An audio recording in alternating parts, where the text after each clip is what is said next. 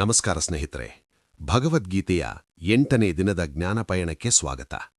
ನಿನ್ನೆಯ ಭಾಗದಲ್ಲಿ ಆತ್ಮವು ಬಟ್ಟೆ ಬದಲಿಸುವಂತೆ ದೇಹವನ್ನು ಬದಲಾಯಿಸುತ್ತದೆ ಎಂಬ ಅದ್ಭುತ ಸತ್ಯವನ್ನು ನಾವು ಅರಿತಿದ್ದೇವೆ. ಇಂದು ಕೃಷ್ಣನು ಅರ್ಜುನನಿಗೆ ಮತ್ತೊಂದು ತರ್ಕವನ್ನು ನೀಡುತ್ತಿದ್ದಾನೆ.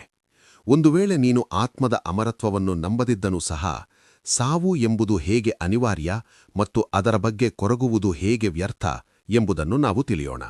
ಜಾತಸ್ಯ ಹಿ ಧ್ರುವೋ ಮೃತ್ಯುರ್ಧ್ರುವಂ ಜನ್ಮ ಮೃತಸ್ಯ ಚ ತಸ್ಮಾದಪರಿಹಾರ್ಯೇರ್ಥೇ ನತ್ವಂ ಶೋಚಿತುಮರ್ಹಸಿ. ಹುಟ್ಟಿದವನಿಗೆ ಸಾವು ಖಂಡಿತ ಮತ್ತು ಸತ್ತವನಿಗೆ ಜನ್ಮವು ಖಂಡಿತ. ಆದ್ದರಿಂದ ತಪ್ಪಿಸಲಾಗದ ಈ ವಿಷಯದ ಬಗ್ಗೆ ನೀನು ಶೋಕಿಸುವುದು ಸರಿಯಲ್ಲ. ಇದು ಪ್ರಕೃತಿಯ ಅತಿ ದೊಡ್ಡ ನಿಯಮ. ಯಾವುದು ಆರಂಭವಾಗುತ್ತದೆಯೋ ಅದು ಅಂತ್ಯಗೊಳ್ಳಲೇಬೇಕು. ಸೂರ್ಯ ಉದಯಿಸಿದ ಮೇಲೆ ಅಸ್ತಮಿಸಲೇಬೇಕು. ಹಾಗೆಯೇ ಈ ದೇಹವು ಹುಟ್ಟಿದ ಮೇಲೆ ಒಂದು ದಿನ ಮಣ್ಣಾಗಲೇಬೇಕು. ನಮಗೆ ಬದಲಾಯಿಸಲು ಸಾಧ್ಯವಿಲ್ಲದ ಸತ್ಯದ ಬಗ್ಗೆ ನಾವು ದುಃಖಪಡುವುದರಲ್ಲಿ ಅರ್ಥವಿಲ್ಲ. ಕೃಷ್ಣನು ಇಲ್ಲಿ ಅರ್ಜುನನಿಗೆ ವಾಸ್ತವದ ಪರಿಚಯ ಮಾಡಿಕೊಡುತ್ತಿದ್ದಾನೆ. ಅವ್ಯಕ್ತಾದೀನಿ ಭೂತಾನಿ ವ್ಯಕ್ತಮಧ್ಯಾನಿ ಭಾರತ ಅವ್ಯಕ್ತ ನಿಧನಾನ್ಯೇವ ತತ್ರ ಕಾಪರಿದೇವನಾಂ. ಎಲೈ ಅರ್ಜುನನೇ, ಜೀವಿಗಳೆಲ್ಲರೂ ಹುಟ್ಟುವ ಮೊದಲು ಕಣ್ಣಿಗೆ ಕಾಣಿಸದ ಸ್ಥಿತಿಯಲ್ಲಿದ್ದರು ಅವ್ಯಕ್ತ. ಹುಟ್ಟಿದ ನಂತರ ಮಧ್ಯಕಾಲದಲ್ಲಿ ಮಾತ್ರ ಕಾಣಿಸಿಕೊಳ್ಳುತ್ತಾರೆ ವ್ಯಕ್ತ, ಮತ್ತು ಸತ್ತ ನಂತರ ಮತ್ತೆ ಕಾಣದ ಸ್ಥಿತಿಗೆ ಹೋಗುತ್ತಾರೆ. ಹೀಗಿರುವಾಗ ಇದರ ಬಗ್ಗೆ ಶೋಕವೇಕೆ? ನಮ್ಮ ಜೀವನವು ಒಂದು ನಾಟಕದಂತೆ. ರಂಗಭೂಮಿಯ ಮೇಲೆ ಬರುವ ಮೊದಲು ನಟ ತೆರೆಯ ಹಿಂದೆ ಇರುತ್ತಾನೆ. ನಾಟಕ ಮುಗಿದ ಮೇಲೆ ಮತ್ತೆ ತೆರೆಯ ಹಿಂದೆ ಹೋಗುತ್ತಾನೆ.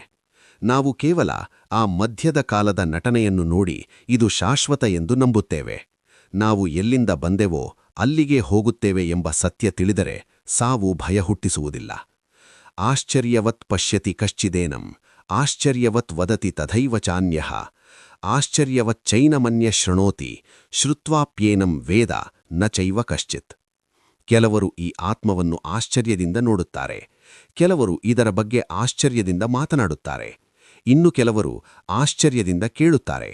ಆದರೆ ಕೇಳಿದ ಮೇಲೂ ಸಹ ಇದರ ಬಗ್ಗೆ ಸರಿಯಾಗಿ ತಿಳಿದವರು ಯಾರೂ ಇಲ್ಲ. ಆತ್ಮದ ಜ್ಞಾನವು ಅಷ್ಟು ಸುಲಭವಲ್ಲ. ಇದು ನಮ್ಮ ತರ್ಕಕ್ಕೆ ನಿಲುಕದ ಅದ್ಭುತ. ಆದರೆ ಈ ಜ್ಞಾನದ ಹಾದಿಯಲ್ಲಿ ನಡೆಯುವುದು ಮಾತ್ರ ನಮಗೆ ನಿಜವಾದ ಶಾಂತಿಯನ್ನು ನೀಡಬಲ್ಲದು. ಎಲ್ಲಾ ಜೀವಿಗಳಲ್ಲಿರುವ ಆತ್ಮವು ಅವಧ್ಯ, ಅಂದರೆ ಕೊಲ್ಲಲು ಅಸಾಧ್ಯ ಎಂದು ತಿಳಿದವನಿಗೆ ಭಯವೆಂಬುದೇ ಇರುವುದಿಲ್ಲ.